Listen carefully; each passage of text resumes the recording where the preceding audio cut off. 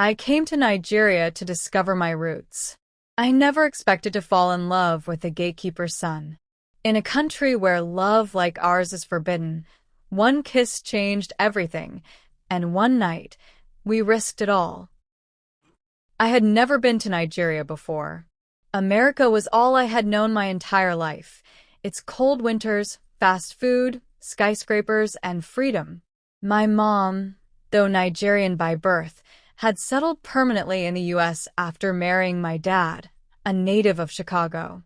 She told me stories about her childhood in Nigeria, her loving parents, the spicy jollof rice, and the dusty red earth that stained her feet during Harmattan.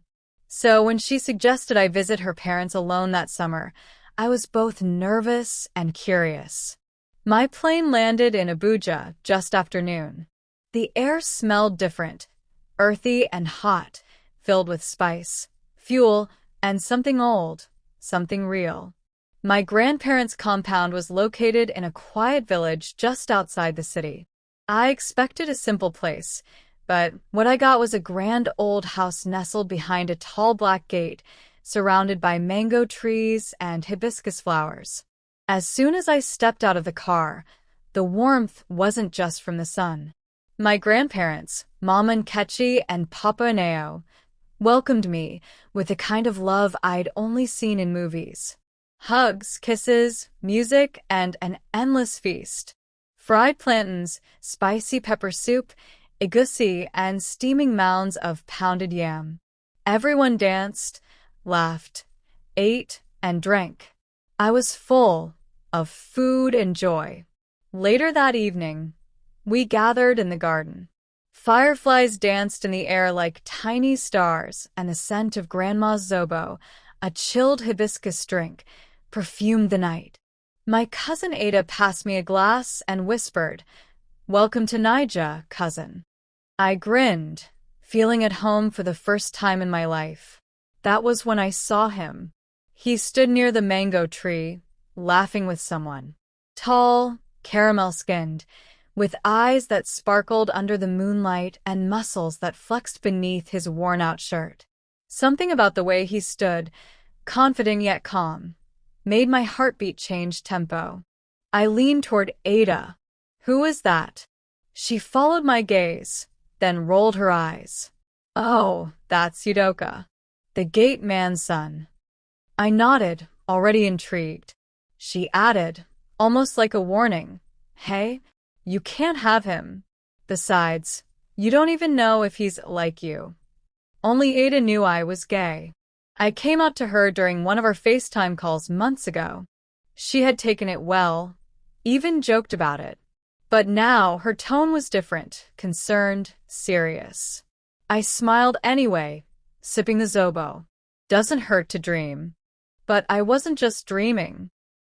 The next morning, I was still stretching in bed when a soft knock came at my door. "Who is it?" I called out. "It's Udoka, sir," came the voice from behind the door. "Your grandma said breakfast is ready." My heart skipped. I leapt from the bed and rushed to the door, only to find the hallway empty. He was gone. Later that evening, I sat in the garden again, this time alone. The stars shimmered above like they were eavesdropping. I heard footsteps, light but steady, and turned. "Udoka, mind if I join you?" he asked, his voice low, soft. I gestured toward the bench beside me. "Please." We talked. About life in Nigeria, about his father, about America, and how he'd always wanted to visit. He was smart, sharp, funny. I found myself laughing more than I had in weeks. As the night deepened, a stillness came between us. Not awkward, but electric. My heart pounded like a gem drum.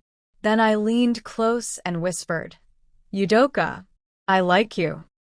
Before he could respond, I kissed him. It was soft, slow, sincere. But he didn't kiss me back. He stood up, face stricken with fear and pain. "We can't. Please don't." Then he walked away. The next morning, I felt sick, Not from shame, but heartbreak. I went to find him, but instead, his father met me at the gate. Udoka traveled, he said simply. He went to his uncle's place. He'll be back next month. Next month? I was leaving in a week. It hit me like a slap. He wasn't coming back. He was running from what happened. From me. That week dragged by like a slow-motion movie. I smiled for my grandparents, helped around the house, played Ludo with Ada, but inside I was numb. Then, one afternoon, it rained. A heavy, soulful rain that soaked the earth and wrapped the world in gray. I was home alone, reading in the living room. A knock.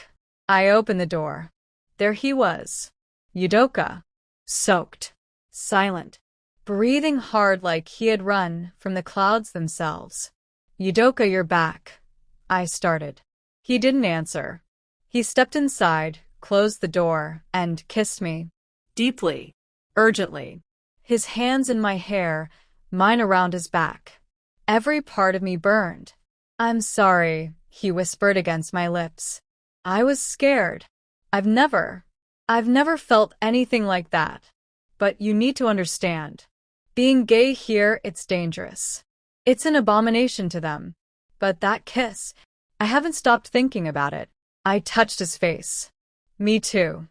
We made love that night. Quiet, tender, careful love. We didn't rush. We explored.